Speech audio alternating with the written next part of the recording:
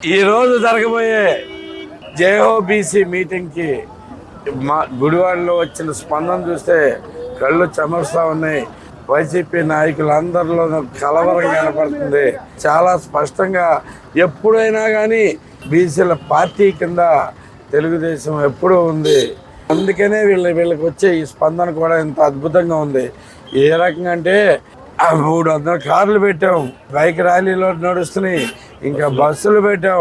5,000 పైగా గుడివాడ నుంచి బయలుదేరి బీసీలు దారి మొత్తం గుడివాడ నుంచి వచ్చే బీసీ కార్లు, బైకులు, బస్సులే కనపడతాయని చెప్పి మీ అందరికీ తెలియజేస్తా ఉన్నాం.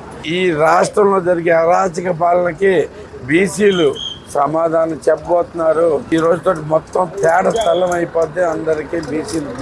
బీసీలు అంటే వాళ్ళ పవర్ అంటే ఏంటో చూపించడానికి రెడీగా ఉన్నారు. అలా ఎందుకంటే చూస్తుంటే రోజు రోజుకి దిగజారిపోతున్నాయి రాష్ట్రంలో పరిస్థితులు.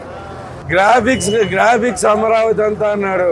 దాని మీద 370 కోట్లు రుణం మీద తెచ్చాడు. ఎవరిస్తారు గ్రాఫిక్స్ మీద రుణం? మీరు ఒకసారి ఆలోచించండి. వీళ్ళు చెప్పే ప్రతి మాట అబద్ధమే, చేసే ప్రతి పని దుర్మార్గమే. ఇంత దారుణంగా వైసీపీ ప్రభుత్వం నడుస్తూ ఉంది. ఇక మా ఎమ్మెల్యే అయితే చెప్పాల్సిన అలవే లేదు. ఇప్పుడు సెక్రటేరియట్ అంటే ఏంటంటే ఎంతో పవిత్రమైన స్థలం. మహిళ మెడలో పుస్తెల తాడు ఎంత పవిత్రంగా భావిస్తామో అంత పవిత్రంగా భావించే మా సెక్రటేరియట్ని తాకట్టు పెడితే ఏముంది? తాకట్టు పెడితే ఏముంది అన్నాడు. మహిళల మెడలో పుస్తలు తాకట్టు పెడతామంటే ఎంత బాధపడతారు అందరూ, ఎవరైనా కానీ.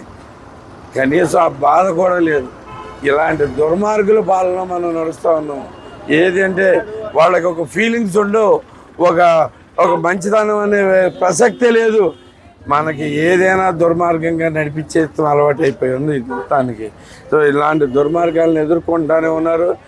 గుడివాడలో రోడ్లు లేక జనాలు మంచినీళ్ళు లేక అల్లాడుతుంటే గుడివాడ నియోజకవర్గం మొత్తం ఏ మాత్రం సిగ్గులట్లు ఒక్కసారి స్పందన ఉండదు.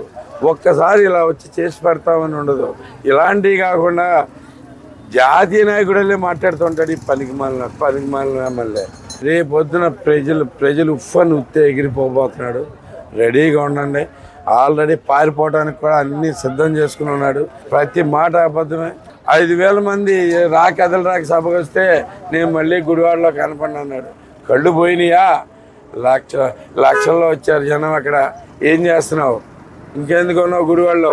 నీకు ఒకటే ప్రశ్న డైరెక్ట్గా అడుగుతున్నా. ఒక్కటన్నా కానీ నువ్వు నిజంగా చెప్పావా? ఎన్టీ రామారావు కుటుంబాన్ని భయంకరంగా తిడతావు. ఎన్టీ రామారావు అంటే నాకు దేవుడు అంటావు. ఊరకే బిల్డప్. ఇలాంటి దరిద్రమైన ఈ శాఖలు జనాలు అందరూ గమనించుకున్నారు.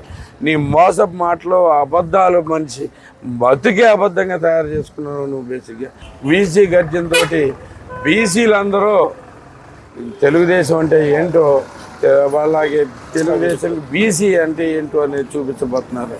మీరు రెడీ అవ్వండి.